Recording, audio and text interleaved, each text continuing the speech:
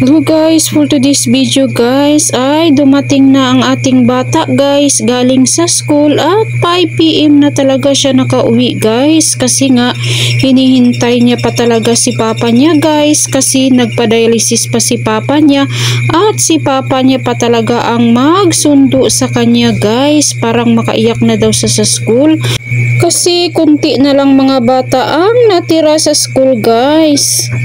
Ang tagal kasi ni papa niya makauwi guys kasi nga nag-commute lang talaga si papa niya at hindi rin ako makasundo kasi nga magastos na talaga sa pamasahe, kaya hinihintay talaga ni Princess si papa niya na magsundo sa kanya guys.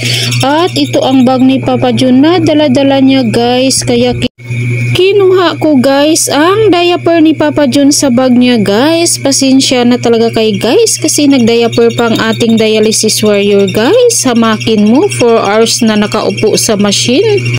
Baka makawiwi sila guys. Ay naku, bulabog talaga guys ang kanilang opisina guys. Kaya dapat talaga na mag-diaper talaga ang lahat ng mga pasyente guys.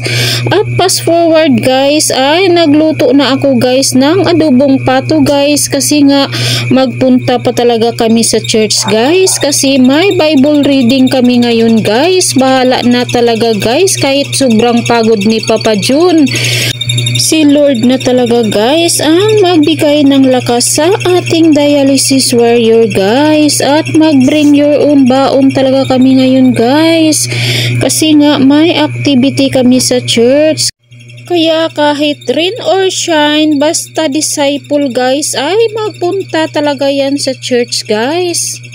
At fast forward guys ay dumating na talaga kami sa simbahan at nagkwentuhan lang muna kami sandali kasi maya maya ay magsimula na talaga si pastor, kaya binigyan niya na kami ng guide guys or papel para matingnan namin mamaya kung saan kami magsimula magbasa ng Bible guys.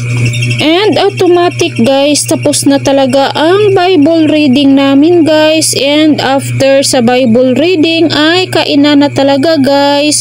Bali gisabay lang talaga ang kainan guys sa birthday ni Ate Shin guys. Kaya ayan, happy birthday Ate Shin.